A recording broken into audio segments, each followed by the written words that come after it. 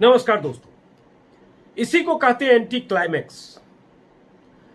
जब यह खबर आई कि प्रधानमंत्री आज देश को 4 बजे संबोधित करने वाले हैं, तब से तमाम तरह के अनुमान कयास लगाए जा रहे थे कि किस पर बोलेंगे प्रधानमंत्री। ऐप चूंकि बंद कर दिया गया था भारत में, चीनी ऐप 59 ऐप, तो क्या ऐप पर बोलेंगे, क्या चीन पर बोलेंगे, क्या चीन ने जिस ढंग से लद्दाख में घुसपैठ की या घुसपैठ करने की कोशिश की, या पैंगोंग के इलाके में जिस ढंग से कब्जा किया, या गलवान में जो कुछ हुआ, क्या इस पर बोलेंगे। क्या चीन को सबक सिखाने की बात करेंगे, क्या चीन पर देश को भरोसे में लेंगे, क्या ऐप को जिस ढंग से बैन किया गया है उसका एक्सटेंशन कुछ बोलेंगे। तमाम तरह के अनुमान कयास लगाए जा रहे थे सोशल मीडिया पर, ट्विटर पर और चैनलों पर भी, सारे न्यूज चैनल पर। लेकिन हुआ क्या? इसी को कहते हैं एंटी क्लाइमैक्स। प्रधानमंत्री ने, हालांकि अच्छी चीज है, उसमें एक अच्छी घोषणा, अच्छा ऐलान है, जिसमें उन्होंने प्रधानमंत्री गरीब कल्याण अन्न योजना को नवंबर तक बढ़ाने का फैसला किया है। एक अच्छी बात है, लेकिन अभी मैं बात करूं जो लग रहा था कि ये बोल सकते हैं और जिसका माहौल बन रहा था, क्योंकि राष्ट्र के नाम संबोधन को जिस ढंग से प्रचारित प्रसारित किया गया मीडिया में, चैनल पर, अमित शाह से लेकर जेपी नड्डा तक ने ट्वीट किया, बीजेपी के सारे मंत्रियों नेताओं ने ट्वीट किया कि 4 बजे प्रधानमंत्री को जरूर सुने। प्रधानमंत्री इस कोरोना काल में 22 तारीख से लेकर अब तक 6ठी बार उनका राष्ट्र के नाम संबोधन था। इसके पहले जब जब उन्होंने संबोधित किया कुछ खास ऐलान था। पहले जनता कर्फ्यू था, फिर थाली ताली था, फिर दीप दिए था, फिर उसके बाद जो उन्होंने 20 लाख करोड़ के पैकेज का ऐलान था। तो ऐसे तमाम घोषणाएं और ऐलान, बड़ी बड़ी बातें रही। तो इस बार भी लग रहा था कुछ होगा, लेकिन इस बार जो अहम बात देश में है, चाइना का संकट, और जिस ढंग से चाइना LAC के पास साजिशें कर रहा है, और कोरोना तो है ही, और तीसरी बात कि डीजल पेट्रोल से लेकर तमाम तरह की महंगाई की बात। तो लग रहा था कहीं न कहीं इसके केंद्र में कुछ होगा, लेकिन मुख्य तौर पर बहुत सारे लोगों को चीन से लग रहा था चीन पर कुछ बोलेंगे क्या। तो हुआ ये कि क्या बोले ये तो आपको पता है, लेकिन कैसे माहौल बना और क्यों मैं कह रहा हूं ये तो धोखा हो गया। चैनलों पर जो खबर चल रही थी, आप देख रहे हैं, नीचे मैं पट्टी दिखा रहा हूं, मैं चैनल देख रहा था लगातार। जैसे आज तक चैनल पर चल रहा था, चीन को एक बार सख्त संदेश दे सकते हैं पीएम, कोरोना से बचने का मोदी मंत्र दे सकते हैं, चीनी ऐप बंद करने पर भी बोल सकते हैं। इंडिया टीवी पर लगातार डिस्कशन, बहस, कई गेस्ट, लेफ्टिनेंट जनरल, फौजी, विश्लेषक, पत्रकार, एंकर सब मिलकर कई तरह की बातें कर रहे थे। ब्रेकिंग न्यूज उस समय बड़ी बड़ी 3 बजे के आसपास चलने लगी। पीएम के संबोधन में वैक्सीन पर बड़ी खबर आ सकती है, कोरोना की वैक्सीन पर पीएम बड़ी खबर दे सकते हैं, ये इंडिया टीवी पर चलने लगा। इसी तरह से इंडिया टुडे पर भी तमाम ऐसी खबरें, आकलन, अनुमान, सब में चीन कहीं न कहीं था। लेकिन एक सवाल भी था, क्या चीन पर बोलेंगे पीएम? अब लेफ्टिनेंट जनरल शंकर राय चौधरी, उनका मैंने सुना इंडिया टुडे पर, आज तक पर, जिसमें जनरल शंकर राय चौधरी बोल रहे थे कि शायद चीन पर बोले, क्योंकि देश में तनावपूर्ण माहौल है। तो बहुत सारे लोगों को ऐसा लग रहा था कि चीन पर बोलेंगे। प्रधानमंत्री ने क्या बोला आपको पता होगा, लेकिन उससे पहले अंजुम कश्यप जो आज तक की एंकर हैं, उन्होंने, उनको शो करना था, उन्होंने ट्विटर पर लिखा चाइना, कोरोना या दोनों। देखिए मेरे साथ, शिव अरूर इंडिया टुडे के एंकर हैं, उन्होंने लिखा unlock, vaccine, border tension, app, economy, और सबको चीन से जोड़ दिया। उसमें भी था चीन पर कुछ न कुछ होगा। इंडिया टुडे के करस्पॉन्डेंट है आशुतोष, अच्छे जर्नलिस्ट है, उन्होंने लिखा is it on the Covid vaccine trial, some news was there yesterday. क्या कोविड के वैक्सीन पर कोई बात होगी, ट्रायल पर कोई बात होगी, क्योंकि कल ऐसी कोई खबर थी। अद्वैता काला गुरुग्राम में रहती हैं, उपन्यासकार हैं, उन्होंने लिखा आई एम होपिंग वैक्सीनेशन। तो ऐसे आकलन से सोशल मीडिया भरा हुआ था, चैनल भरा हुआ था।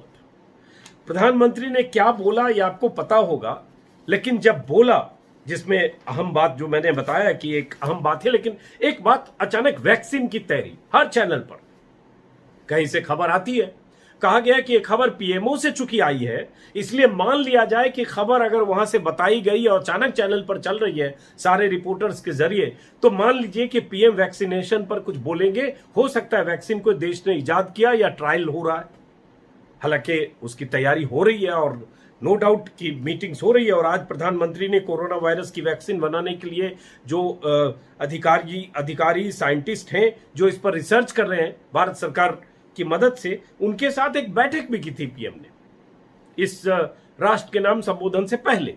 तो वहीं से जोड़कर खबर चली कि शायद उसकी जानकारी देश को पीएम दें। 59 चीनी ऐप बैन हो चुके हैं कल, तो बहुत सारे लोगों को यह लग रहा था कल बैन किया तो आज पीएम उसको बोलेंगे, आज बोलना है इसलिए कल बैन किया, कहीं कनेक्शन है, कुछ न कुछ बोलेंगे या जो कुछ कल हुआ उसका एक्सटेंशन होगा।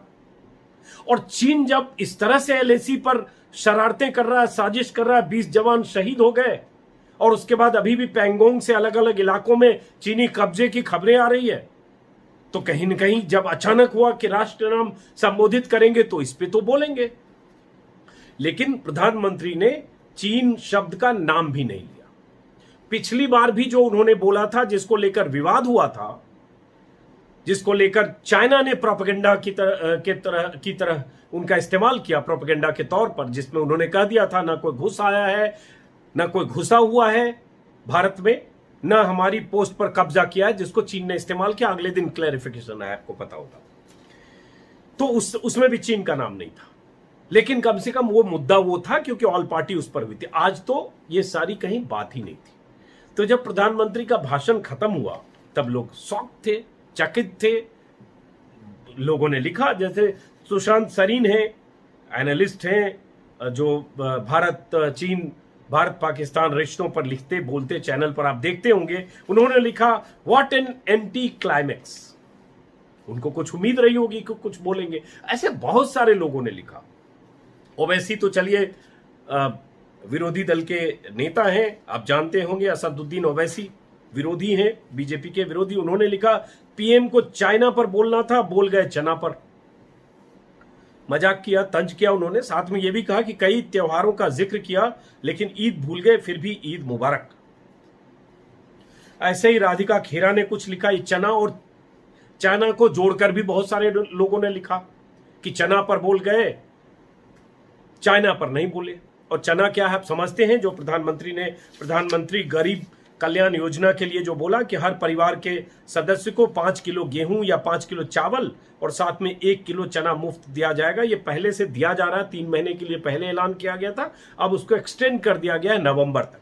और उसके साथ उन्होंने पर्व त्योहार का जिक्र किया। प्रधानमंत्री का 16 मिनट का भाषण था और अब तक उन्होंने 9 बार राष्ट्र को संबोधित किया है, कोरोना काल में 6 बार, जो मैं आपको बता चुका। और इसमें एक अहम छठ का जिक्र किया उन्होंने, 2 बार छठ का नाम लिया। छठ बिहार का पर्व है, मैं बिहार का हूं, छठ हम लोगों के लिए बहुत मायने रखता है, बहुत अहम पर्व है। तो लोग अचानक कहने लगे कि ये बिहार को एड्रेस करने की कोशिश है, जैसे उस समय भी हुआ था जब बिहार रेजिमेंट को लेकर प्रधानमंत्री ने अपनी बात कही थी।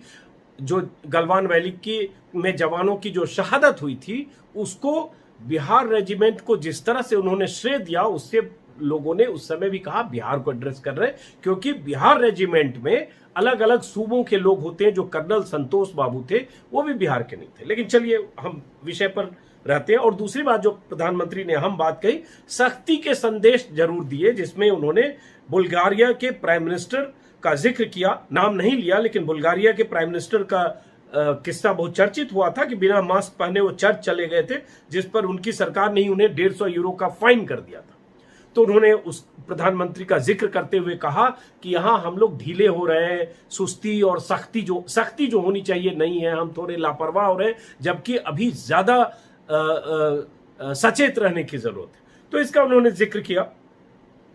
और उसके अलावा उन्होंने बाकी जो गरीब और उनको क्या दिया, क्या जरूरत है, सरकार का कितना खर्चा आया, उन्होंने कहा इस योजना के विस्तार में 90,000 करोड़ से ज्यादा खर्च होंगे। जो ये चावल और चना वाला जो प्रधानमंत्री गरीब कल्याण अन्न योजना के तहत जो एक्सटेंशन हुआ, उसकी बात उन्होंने की।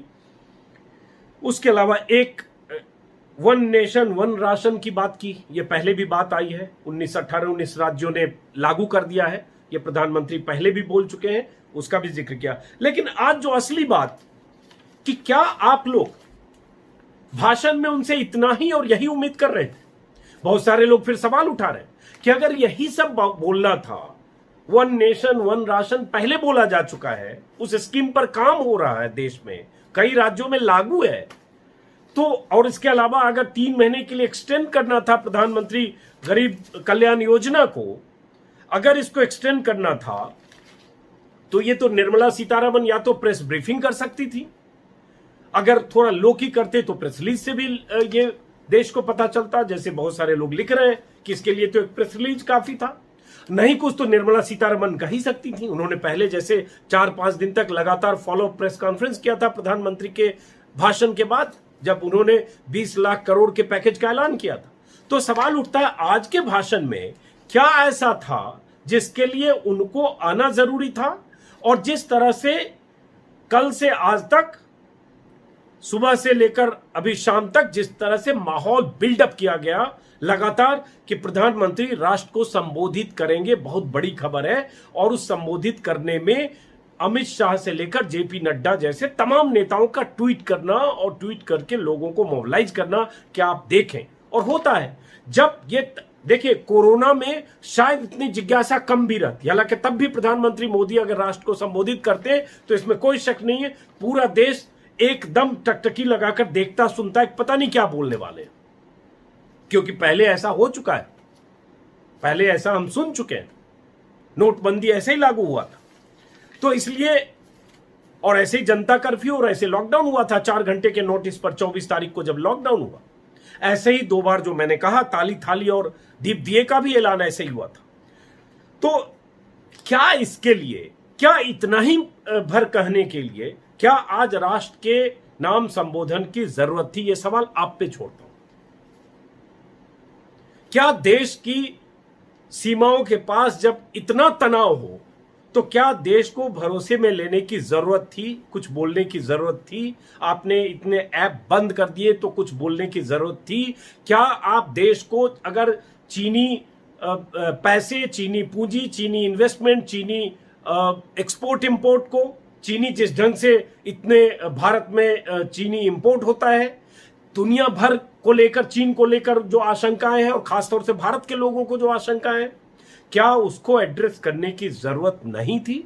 अब यह सवाल वाजिब है और मैं मानता हूं कि सेना को कैसे रेस्पॉन्ड करना है सरहद पर, एलएसी पर, यह प्रधानमंत्री देश को संबोधित करके ऐसे खुलासे नहीं कर सकते और करना भी नहीं चाहिए, क्योंकि वो स्ट्रेटेजिक पॉइंट ऑफ व्यू है और उसके वहां मिलिट्री लेवल की टॉक्स हो रही है।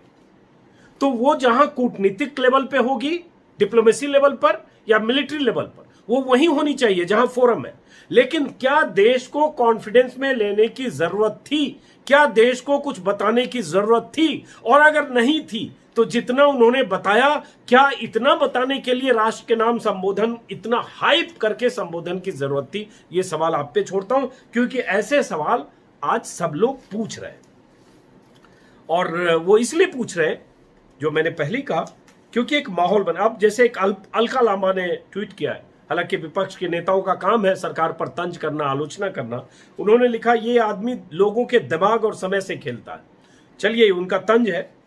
राहुल गांधी ने एक ट्वीट किया, और राहुल गांधी कुछ लिखते बोलते हैं तो पूरी बीजेपी की आर्मी लानत मलामत करने में जुटती है, और अभी भी जुट गई होगी और जुटी हुई है।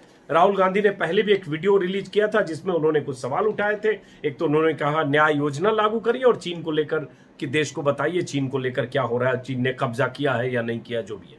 तो उन्होंने एक शेर है, उस शेर को एक लाइन, एक शब्द उन्होंने बदला है। तो इधर उधर की न बात कर, ये बता कि काफिला कैसे लूटा, लिखा है दरअसल इसमें क्यों लूटा है। ये बता कि काफिला क्यों लूटा, मुझे रहजनों से गिला तो है पर तेरी रहबरी का सवाल है। शेर ऐसे है, मुझे रहजनों से गिला नहीं लेकिन तेरी रहबरी का सवाल है। तो इन्होंने रहजनों से गिला तो है लिखा है। चलिए, इसका जो भी मतलब हो, ये राहुल गांधी ने किया ट्वीट, और उसके बाद राहुल गांधी के खिलाफ, जैसे आप समझते हैं कि पूरी बीजेपी एक तरह से टूट पड़ी है और तमाम तरह के आरोप प्रत्यारोप। मेरा आज के इस वीडियो का सिर्फ इतना मतलब था कि ठीक है, अच्छी चीज है कि सबसे अधिक पीड़ित, सबसे अधिक मुसीबत में, सबसे अधिक मुश्किल में, और कोरोना का सबसे अधिक संकट का सामना, कोरोना के लॉकडाउन, बेरोजगारी, जो आर्थिक तंगी, इसका सबसे अधिक सामना गरीब लोग कर रहे हैं। गरीब, मजदूर और निचले तबके के लोग। ये अच्छी बात है कि आपने 3 महीने के लिए जो ये अनाज की योजना है, प्रधानमंत्री गरीब कल्याण अन्न योजना, उसको 3 महीने एक्सटेंड किया। लेकिन ये काफी है क्या? क्या देश के गरीब सिर्फ 5 किलो गेहूं या 5 किलो चावल विकल्प है उसमें, और 1 किलो चना, इसके साथ तेल मसाला सब्जी बाकी कोई चीज से कोई मतलब नहीं है, 1 किलो चना और 5 किलो गेहूं, क्या इसका इंतजार देश का गरीब कर रहा है? और इससे सिर्फ गरीब का काम चल जाएगा? यह सवाल लगातार उठाया जा रहा है कि ये 400-500-600 रुपए का उनको 3 महीने अनाज देकर क्या इससे गरीब की भरपाई होगी? क्या गरीब की जो उम्मीद सरकार से है वो पूरी हो गई? लेकिन मुझे लगता है प्रधानमंत्री मोदी और बीजेपी के तमाम नेता इसको बहुत बड़ी चीज मानते हैं कि उन्होंने 5 किलो गेहूं या चावल दिया विकल्प के साथ, दोनों नहीं, ध्यान रखिएगा, और 1 किलो चना, और उन्होंने कहा 80 करोड़ लोगों तक ये पहुंचा है पहले भी, अब जो विस्तार है उसमें भी 80 करोड़ लोगों तक पहुंचेगा, यानी जितना भी गरीब देश में है सब इस योजना से कवर हो रहा है। और उसके अलावा छठ की बात, उन्होंने ईद की बात नहीं की, इसको लेकर बहुत लोग सोशल मीडिया पर लिख रहे हैं कि आप दिवाली और छठ की बात जब कर रहे हैं उसी समय ईद भी है, लेकिन वो कोई मेरे लिए चौंकाने वाली बात नहीं है, और मेरे ख्याल से आप अगर जानते सुनते हैं तो आपके लिए भी चौंकाने वाली बात नहीं होनी चाहिए। फिलहाल इस वीडियो को खत्म करने से पहले आखिरी बार आपको बता दूं कि ये 16 मिनट का भाषण था, और इस भाषण में चीन गायब था। और अगर पाकिस्तान होता, अगर ये स्थिति पाकिस्तान के साथ होती, आप खुद तय कर लीजिए कि अब तक कितनी बार पाकिस्तान का नाम लेकर क्या क्या कहा गया होता।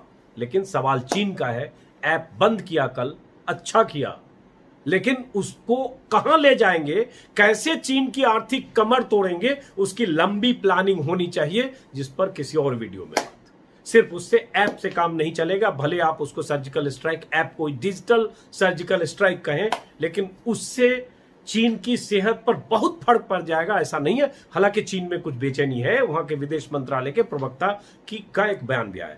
इस वीडियो को यहीं खत्म करता हूं। अगर आपने सब्सक्राइब नहीं किया है मेरा चैनल, सब्सक्राइब करें ताकि आप तक अपनी बात पहुंचाता रहूं। फिलहाल नमस्कार।